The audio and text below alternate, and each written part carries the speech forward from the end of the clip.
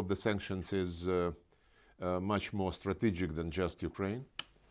I think what we witness in Ukraine is the quintessence of the Western course, strategic course, to marginalize Russia, to contain Russia, to stop Russia's development, and to reduce Russia to zero role in world politics and world economy, world trade, world sports, art, science, education.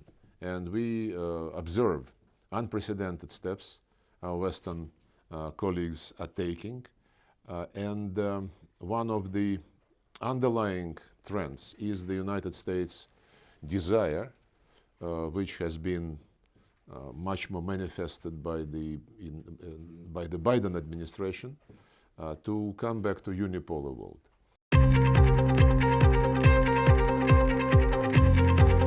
The European Union already, I think 99%, stopped trying to be independent. President Macron, of course, keeps repeating that strategic autonomy for the European Union is his goal, and he would be fighting for it, but my guess is that he would not succeed. Germany is already absolutely ready to be under the United States orders.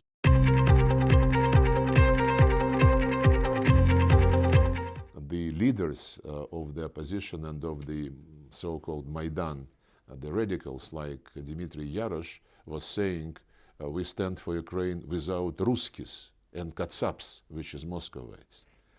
And he publicly stated that if the Russians, well, he said the Russians in Crimea would never think Ukrainian, would never speak Ukrainian, would never glorify the heroes, meaning Bandera and Shukhevich and other collaborators of Hitler, then the Russians must be, and that's why the Russians must be swiped out of Crimea.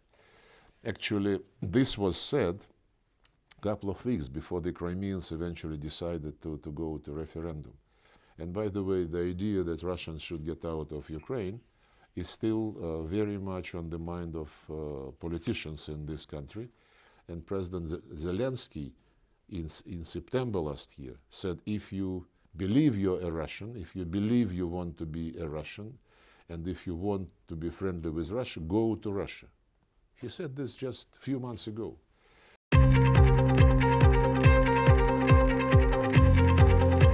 When people say, when the Americans and Western Europeans and others say that Russia was defeated in the General Assembly because vast majority of countries voted against the Russian action in Ukraine, it's misleading.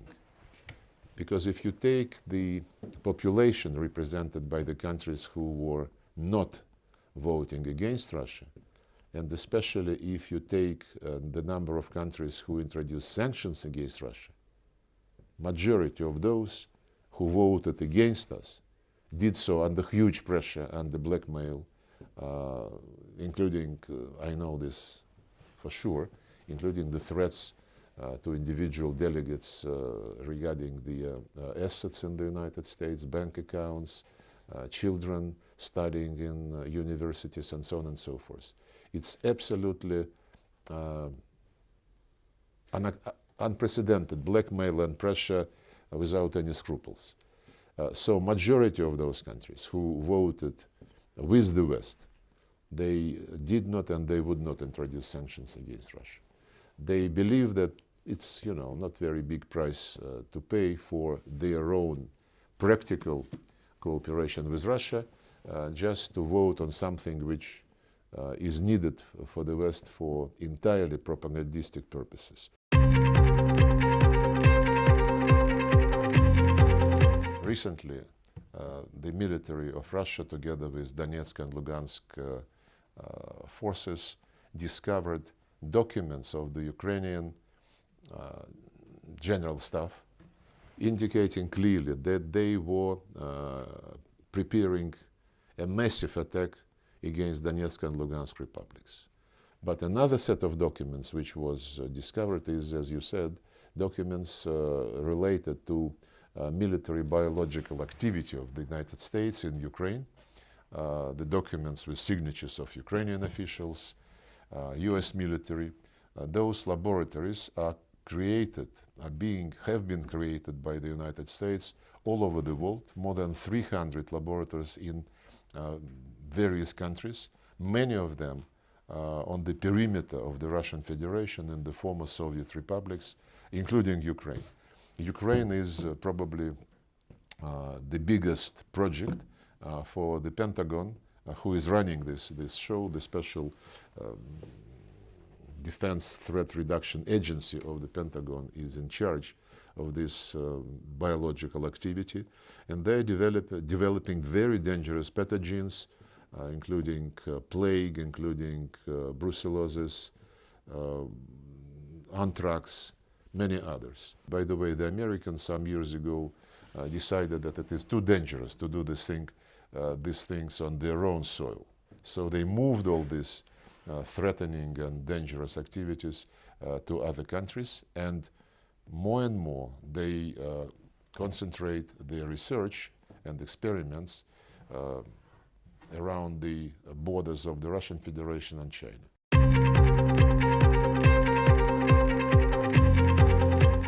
Ukraine understands that Joe Biden, whatever you think of some of his statements, is a very experienced politician, and he understands that it is absolutely inadmissible to establish something like a no-fly zone, to provide planes to Ukraine, and to do other things which will bring the risk of direct confrontation between NATO and Russia just, immediately.